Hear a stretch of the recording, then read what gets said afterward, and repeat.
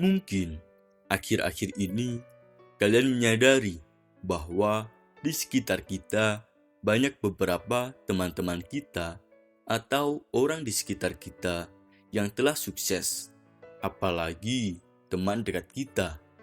Tetapi kenapa kita gini-gini aja? Tidak ada perubahan, bahkan tidak tahu rencana kita ke depan. Halo semua, selamat datang kembali di channel kita. Hari ini, saya akan berbagi beberapa tips sukses yang bisa membantu kamu membangun fondasi yang kuat di usia 20-an. Yuk simak. 1. Pendekatan proaktif.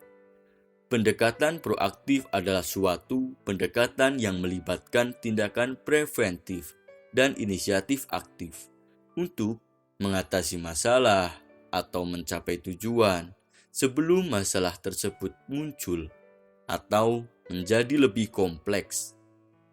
Ini melibatkan antisipasi, perencanaan, dan langkah-langkah preventif untuk meningkatkan efisiensi dan mengurangi risiko. Pendekatan proaktif seringkali lebih efektif dalam mengelola situasi daripada menanggapi masalah setelah terjadi. Mulailah dengan memiliki pendekatan proaktif terhadap kehidupan.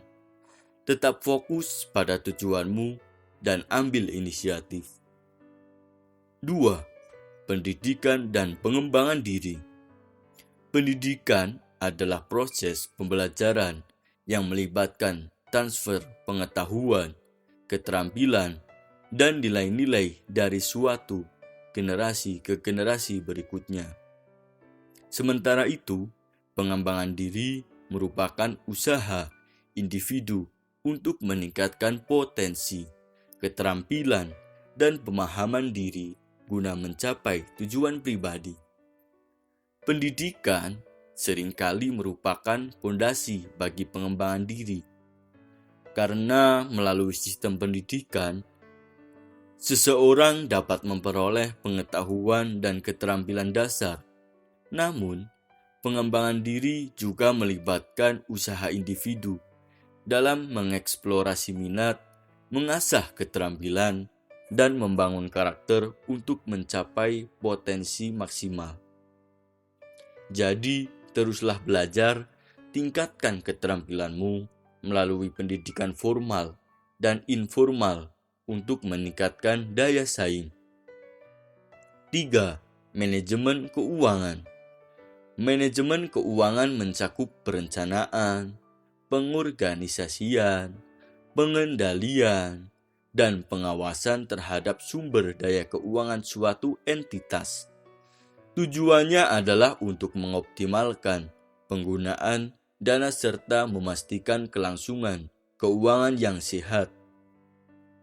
Manajemen keuangan juga mencakup analisis kinerja keuangan, peramalan, dan strategi untuk mencapai tujuan finansial. Pelajari manajemen keuangan pribadi, mulailah menyusun anggaran, tabung untuk masa depan, dan investasikan uangmu secara bijak. 4. Jaringan dan hubungan. Hubungan dapat merujuk pada interaksi antara individu, kelompok, dan entitas lainnya. Ini melibatkan dinamika interpersonal, komunikasi, dan koneksi emosional. Hubungan dapat bersifat pribadi, profesional, atau sosial, dan dapat berkembang dalam berbagai konteks seperti keluarga, persahabatan, dan pekerjaan. Penting untuk membangun dan merawat hubungan dengan komunikasi yang baik dan dukungan untuk menciptakan keseimbangan dan keharmonisan. Jadi, bangun jaringan yang kuat, hubungan yang baik dapat membuka pintu kesempatan baru, baik di dunia profesional maupun pribadi. 5. Keseimbangan hidup. Keseimbangan hidup merujuk pada mencapai harmoni antara berbagai aspek kehidupan, seperti pekerjaan, keluarga, kesehatan, dan waktu pribadi. Ini melibatkan pengelolaan waktu dan energi untuk memastikan tidak ada aspek yang mendominasi secara berlebihan, sehingga seseorang dapat meraih kepuasan dan kesejahteraan secara menyeluruh. Jadi, pada intinya, pelihara keseimbangan antara pekerjaan, pendidikan, dan waktu luang. Jangan lupakan kesehatan mental dan fisikmu. 6. Ambil resiko yang bijak. Mengambil resiko yang bijak melibatkan evaluasi hati-hati terhadap potensi, konsekuensi positif dan negatif. Penting untuk memahami resiko tersebut, memiliki rencana cadangan, dan tidak mengabaikan faktor-faktor yang dapat mempengaruhi keputusan. Kesadaran, analisis resiko, dan keseimbangan antara peluang dan ancaman adalah kunci untuk mengambil resiko yang bijak.